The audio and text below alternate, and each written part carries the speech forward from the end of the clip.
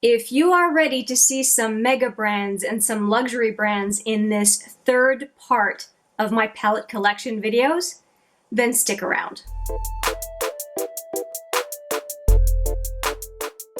Hi there, it's Hélène and welcome back, or if it's your first time, welcome to HMM Makeup or Makeup. And this third installment of my palette collection videos. It is part 3 of a total of a 4-part series showing you all the palettes that I have in my collection at the very end of 2020. I am going to cover Too Faced, I'm going to cover a number of affordable brands such as Physicians Formula, NYX, e.l.f., and I'm going to go all the way to the other extreme and cover some very high-end brands that I have in my collection, along with a sprinkling of the brands that do the holiday Blockbuster sets. So you're going to see some Lancome, some Estee Lauder, and some Elizabeth Arden as well. I hope you enjoy what you see, and so let's get to it, and I'll wrap it up at the end. Let's go for a little Too Faced. I have a few palettes from Too Faced. I have the Just Peachy Mattes palette, which I do think is really, really neat, and a mattes palette that I would definitely consider panning. All of these shades are very interesting to me. I like the packaging, and I do also like the smells that are associated with Too Faced palettes. I think the fragrance is quite nice. This one is kind of a fig slash prune kind of a smell. Then there is the Sweet Peach, which is my second favorite palette in the Too Faced grouping. And it just, pretty much everything in this palette I find suits my eye.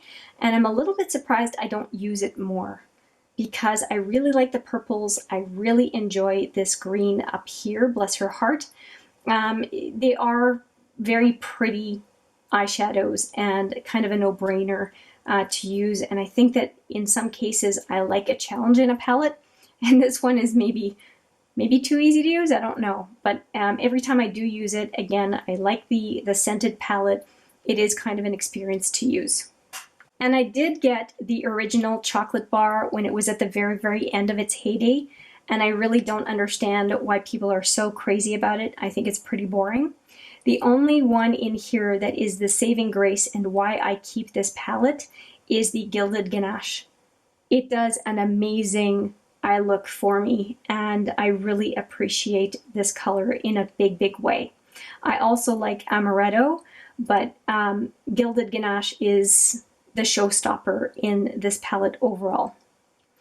This is definitely a palette that I am considering panning, because I really don't, I like that it would be pretty practical, but I'm pretty tired of having it in my collection. And then I have the Belle of the Ball, which is the Chocolate Gold. This one is a palette from Too Faced that makes me think of Christmas a whole lot, and it's because of all the jewel tones in here. I can create some gorgeous looks with this palette. Holla for a Dollar and Gold Dipped they're absolutely beautiful. I do like this deep purple, and Drippin' Diamonds, if I want a statement eye, that absolutely does it for me. And there's also a very neutral side here if I want something that is quick and easy.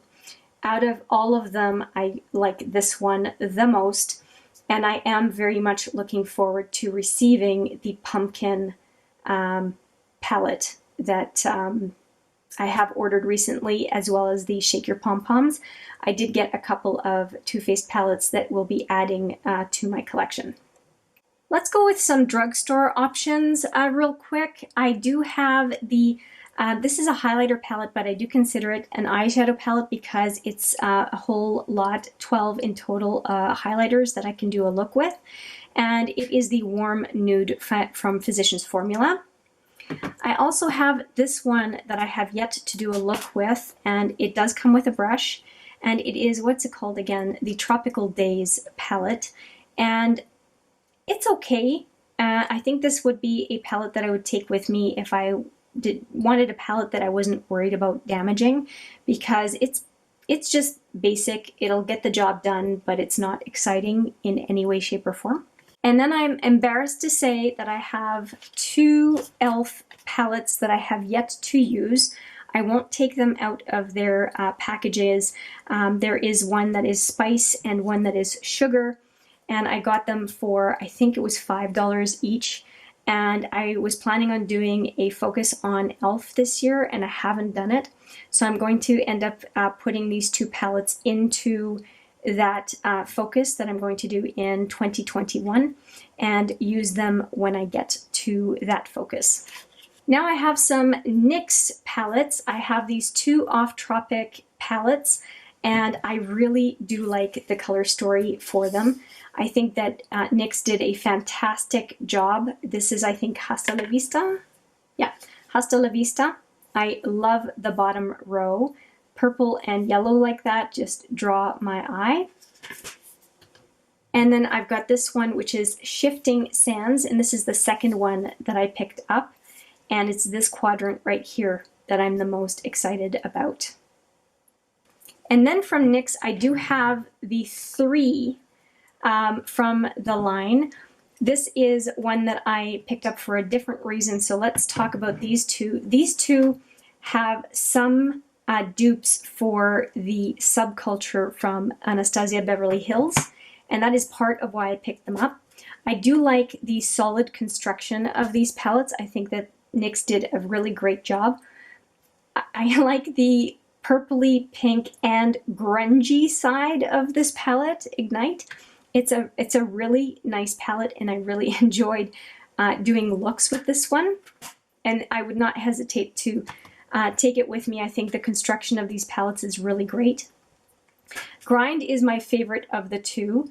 I think that it has the most subculture vibes, and the mustardy yellows and greens really catch my attention in this one. And the one I'm least excited about, but that was the 3rd in the line, was the Steam palette. And it is not a color story that I tend to go for at all, except for the outside column and lower row. These guys don't speak to me at all, except for maybe this one for brow bone. But I did want to use this one to complement the other 2 and round out my NYX collection. So for me, the 5 NYX palettes that I have total, that's enough for me, and I'm quite happy to just keep using these. These really were a steal, and this was a really great line from NYX, and I wish that they would have continued on with these, just like they continued on with this type of packaging. Not with the off-tropic line, but this type of packaging, offering up a huge number of options at this point in this packaging. I think that that was a really smart idea, and I do wish that they would have done more with this packaging as well. Let's take care of a few brands that I only have a few from. I have a few from Natasha Denona, and I keep these palettes in their packaging because I cannot stand a clear cover. So this is the Leela Palette, and I am not super impressed with it, and it doesn't call to me for looks. If anything, I'd probably use these 3 for a look. I don't know. I bought it for these 3, and they don't really inspire me all that much. Maybe I have to give them another go, but I'm not impressed with Natasha Denona at this point, I have to admit. And this is another example of why I'm not impressed with Natasha Denona. Again, I keep the palette inside the box because I can't stand the clear cover. This is a Franken palette. I combined the Aries and a few colors from the Cranberry palette into one and sent the other shadows to a friend of mine, Steph, in Ireland. And I'm happier with this palette than either of the other 2 beforehand. I think I had the old Cranberry and I was not impressed with it, but I thought that maybe Steph would want to play with them. And this is, I think, a better palette than what I started with for the other 2. I don't get the hype with Natasha Denona. The only other palette that I'm interested in from this brand is the Metropolis. And these 5-pan eyeshadows have really kept me from pulling the trigger on on the Metropolis, because I just am not impressed. I don't get the hype for Natasha Denona at this point, and who knows, maybe the Metropolis will change my mind. I don't know. Speaking of high-end brands, how about talking about Pat McGrath? I have a number of the palettes from Pat McGrath. I have 9 so far.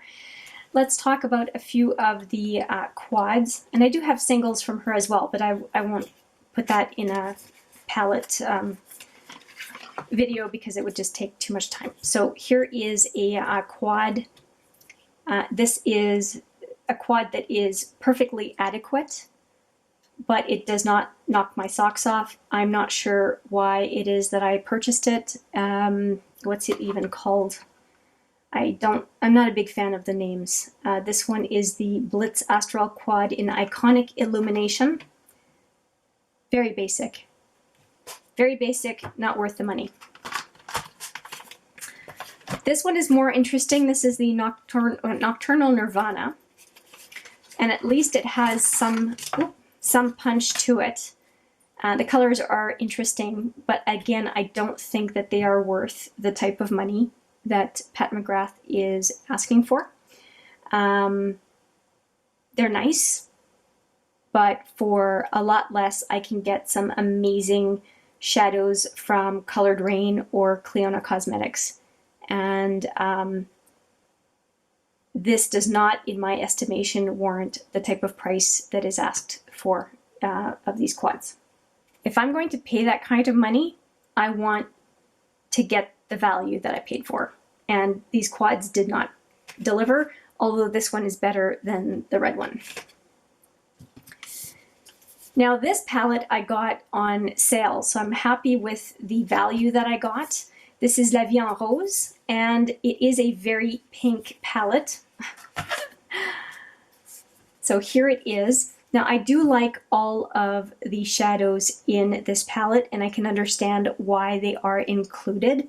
I definitely like all 3 of these up here. This is a very vibrant purple. Gold and purple are just a beautiful pairing, and if I want something more neutral, these guys up here are very nice to work with. And I'm not a fan of these plastic inserts for the names, but I've complained about that often enough on this channel. I will not do it again. Now this palette I got for a great deal, and so really happy with it, and also the color story in it is really fantastic. So I'm quite happy to have it if I want a neutral look that I don't really want to put a lot of thought in and I want it to end up looking fantastic. This is a great palette for me to go to, no question. And this one is called the Platinum Bronze. And I think that it's a good name for it. I think it's a very nice palette overall. I am also a fan of this one, which is the Bronze Ambition. I think that the artwork on these are really great despite the packaging. And this one is a little bit more brown than the Platinum Bronze, right? This one is the Bronze Ambition. And it's more so this color and this color that have my attention in this palette. I'm not huge on this kind of a brown matte, but the other colors in the palette are pretty nice, and I do tend to pair them with this palette. It's all right. I'm not mad at it. I just think that that matte, I would have preferred something else. Now out of the 6 pans, this is by far my favorite, and it is called the Bronze Temptation. I call this my Christmas 6 pan because Corruption in here is absolutely gorgeous, as are a number of the other colors as well. So Corruption, Supernova, and Provocatrix are absolutely beautiful. If I want something more neutral, I can go in this corner right here. These two are beautiful together, and Corruption shifts from that kind of a burgundy to a kind of a bronzy color. It's so beautiful. And speaking of Corruption, Corruption is one of the shadows in the Celestial Divinity palette. which is a palette that I did end up ordering for 25% off on the Pat McGrath palette and should be coming to me pretty soon. But out of the 6 pans, as I said, this is my absolute favorite and probably the one out of all of the Pat McGrath palettes that I will end up finishing. Speaking of 6 pans, this is my newest one that I haven't even hauled yet, but I included in this because it is a palette collection video. And what is it called? I don't remember what it's called. Rose Decadence. Rose Decadence. And here's what it looks like. I haven't even taken the plastic off the mirror. I do like the color story on it, and I did manage to get it on sale for $52 Canadian. So it took the edge off a little bit. There are a couple of mattes which make me pretty happy. I do like the color story, and I do like the new packaging that just opens up on one side. I think it makes a whole lot more sense. Although the cardboard packaging is pretty darn flimsy, and the construction isn't great on this palette. So I thought I would just mention that. So if I hadn't received it on sale and I had paid the full $88 for it, I would be pretty upset, I think, at the quality of the packaging. But that said, I am looking forward to trying it, and it does have a magnetic closure, which I like more than this type of closure. Now we get into the 10 pan palettes that I have from Pat McGrath. This is the first one that I picked up. I only have 2 of them, and it is always in the box because the box is a very big part of the experience, in my opinion, of having one of these palettes. And it is the heavy weighting of the palette that people are kind of interested in. I'm not that interested in the luxe packaging. What I care more about is what is on the inside. And frankly, I got this palette just for these 4 shadows out here. And I am impressed with a few of them. And it really is the only reason that I got the palette, because everything else over on this side I feel is very similar to other 6-pan palettes from Pat McGrath. And so yeah, these 3 out here really are the reason that I got the palette. And they're okay. I don't know if I really got my money's worth.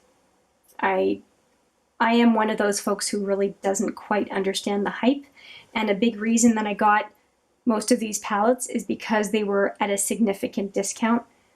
I don't think I ever would have been able to stomach paying full price for them. The packaging of these is really interesting though to me, with the kind of letter opening style. It just feels like an experience in a way every time that I do choose to go and play with this palette, and I do want to keep the palette in the cardboard packaging just because of how super interesting it is. And as a matter of fact, this was my birthday present this year, and that's what I chose. And I ended up getting this one because there was a sale, but it ended up being quite damaged. I think you can see how the box is messed up on both ends. And luckily I did contact Pat McGrath when I received it this way, and they were quite generous in their compensation in addressing the problem, because the packaging was a very big reason why I was getting it. And I think you can see the damage on the top and how I was pretty disappointed. And you see the gap. Yeah, it's disappointing. But again, the Pat McGrath team did right by me, and I'm happy with the way they dealt with me. And this is the palette here.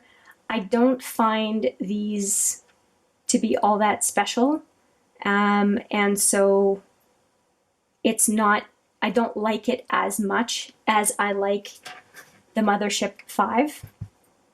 And this one is, I can't keep the names straight. This is the Divine Rose 2. I should know this by now.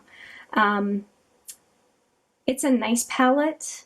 I don't like it as much as the 3 special shades in this one. But I do think it's a bit more approachable for everyday use. So that's what I would say about this one, but I do have to use it more in order to have my final thoughts on it overall. Let's talk about another pricey indie brand, and that is Linda Halbari or Linda Hallberg. I have a few of her quads, and her quads are really the way I started in with this brand. These were my first two palettes from the brand. This is the Enchanted Secrets that's not available anymore. This is the quad that really wowed me from the brand. I'm really impressed with the nature of the eyeshadows for this brand. All of these are beautiful. And then this is a metallic version, and this is a palette that really makes me think of Christmas. And you'll see it's the Metallic Mysteries 2, but out of the 1 and the 2, Collision was a duplicate shadow, and it basically gives any of the other shadows a sparkly finish, and is the belle of the ball for this overall quad. The looks I made with this palette, all of them were absolutely beautiful, and it is a palette that I want to reach for around the holidays for sure. And this one is the Enchanted Mysteries version 2. So it was actually, it's like Metallic Mysteries and Enchanted Secrets blended together.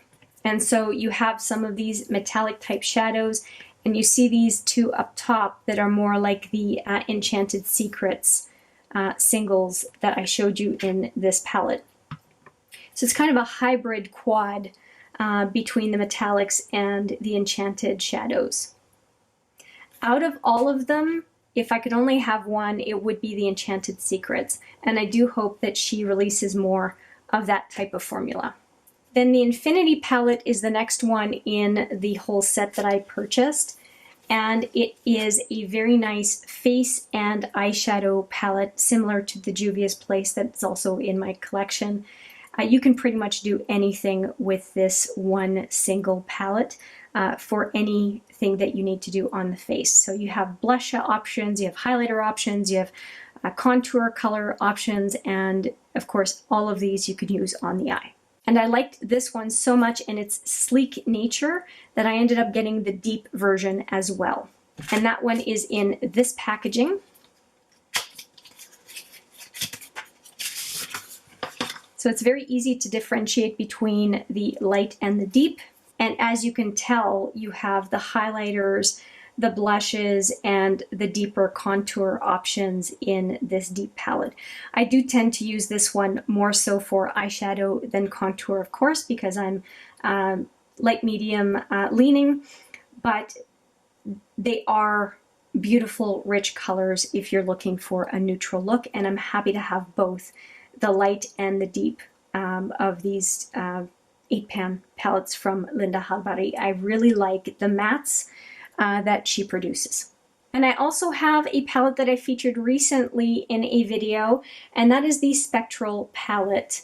And this one is a nice complement to the neutrals that I have from Linda's line, along with the quads that I showed you as well. I am a big fan of Occult, Eerie, Faint, and Unknown. Abstract sometimes works for me, sometimes not, but I do appreciate that there are some colors in this palette as well that I can use as blush, which are Dim and Unknown. Again, a nice complement to this palette, and there's another palette of hers that is more in the rosy tones, and I would really appreciate getting it at some point to complement the 3 that I have here, along with the 3 quads. Let's talk about some Sephora brand products. I have a couple of pro palettes here. I have featured them on the channel not very long ago. This is the Pro Editorial one, where all the names are on a separate plastic insert. And this out of the 2 I'm going to show you is my favorite, just because of the way the colors are arranged. I am such a sucker for this row primarily, then this row next, and this row third. I think that this is a fantastic palette, and I cannot wait to do a bunch of looks on camera with it. I haven't done so yet, and there's this nice grungy row on the bottom, but the primary reason that I got this palette was for the matte, colorful eyeshadows. These I would call more transformers, and sometimes they do come through on camera, sometimes not. I do hope they are coming through for you. I really appreciate the sturdy packaging of these palettes. They really are quite phenomenal. And the second Pro palette looks very much like the first, but this one has more of a bronzy type of shift. And this is the Editorial 2, and I feel like they did a better job with this one by having put the names on the palette itself this time, and they really complemented the mattes from the Pro 1 with these beautiful yellowish tones and these beautiful blue and purple tones down here, and an addition of more burgundies on the second row. I think it's a good complement, but I don't think I would be as happy with this one if I didn't have the Editorial 1, because I really wanted the vivid colors, and this to me is an extension of it. But if you prefer more neutral tones, you would probably like this one better out of the two, in my opinion.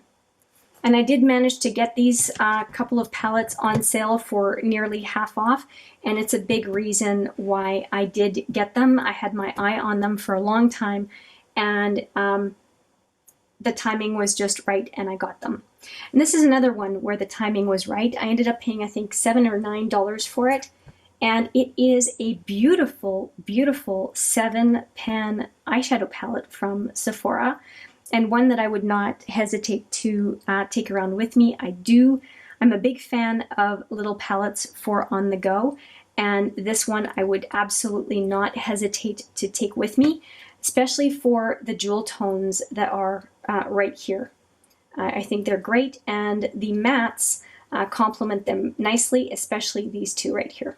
Another palette from Sephora that I was just shocked to get at the price that I got was basically one that was on clearance.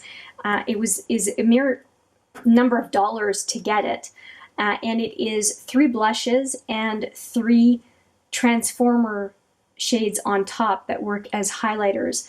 But this palette can be an eyeshadow palette, it can be a cheek palette, or a hybrid of both, because you've got blushes and you've got highlighters that can do all sorts of different variations.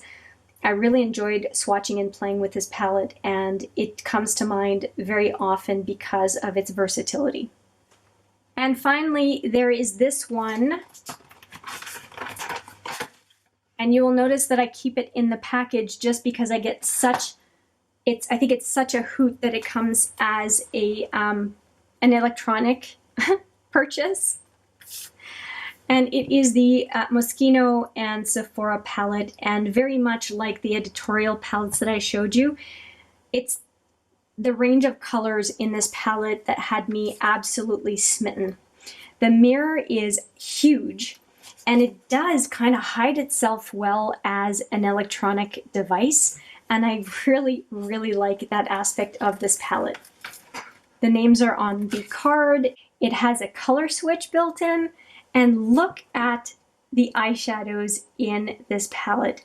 There is a huge number of shadows, and a couple of pretty darn good size mattes that would be heavy use colors. I think they did a really, really good job with this palette, and that the quality of the mattes is really, really good. I'm so impressed with this palette, and I'm so happy that I managed to get it before it disappeared. It's a really, really neat eyeshadow palette, and I think one of the better Sephora collaborations that they have come up with. Now I'm going to get through these palettes pretty quickly because I've done a bunch of videos on them. I want to show you some Blockbuster set palettes that I received last year and this year. These two are the palettes that were available in the Glam and the Glow kits from Lancome, and I think they were fabulous palettes. This one is the Glam palette with 2 blushes and 10 eyeshadows, and they do give me very much sultry vibes. And this was the Glow version. And this one is, I think, is just absolutely beautiful with its greens and golds. Again, a really, really nice color story and good blushes. And then this is this year's Lancome Blockbuster Kit Palette. And I do have trouble opening it. There we go. In this case, this year, it has 12 eyeshadows as opposed to 10 in each of these. And no blushes on the main compartment, but there are face products underneath. And this one is still available. And you can see a bunch of videos on this channel using this palette and these two from last year if you have them. And then there is the Elizabeth Arden set from last year that I would not recommend. These were pretty lousy eyeshadows. There's a hair in here. Pretty lousy eyeshadows and blushes that did not work. Really, they did not. They did not pick up on the brush. And this is the deeper version of the eyeshadows. This green was actually not half bad, but overall the palettes were pretty unimpressive last year. I keep them for comparison purposes, but I don't use them. And this year's set include, and they did come with a highlighter as well that I'm not showing here. This year's palette has, face palette has 3 highlighters. This Bellini is quite pretty. And then there are 2 eyeshadow palettes, and they're shown as day and night. And they are so much better than what was the offering last year. These mattes are very solid and the shimmers are beautiful. And this night palette is beautiful for a glam look. And I did a bunch of videos showing, a total of 4 videos showing some looks with these 2 palettes. And last, for the holiday sets, I do have 3 palettes from Estee Lauder. This is the face palette, and there's a blush, a bronzer, and a highlighter in this one. And then there is a glam and a day palette. So this is the day palette with 10 eyeshadows that are very tiny. You can see with my finger how small they are. And then here is the glam palette. And I was impressed for all of the eyeshadow quality in all 3 brands this year. I'm not impressed with the packaging of the Estee Lauder, but as far as Nocturnal and Elizabeth Arden, both the inside and outside are decent quality. Now let's move on to KVD Vegan Beauty. I have a recent addition to my collection, which is the Metal Crush 3 highlighter palette. And I do like all 3 of them as highlighters and as eyeshadows for inner to center lid. And I did get this for about $20. There's Gamma Ray, Helix, and Rose Shock. There is no way that I would have paid the full price for this, but once it was on clearance, I jumped at the opportunity to get some highlighters.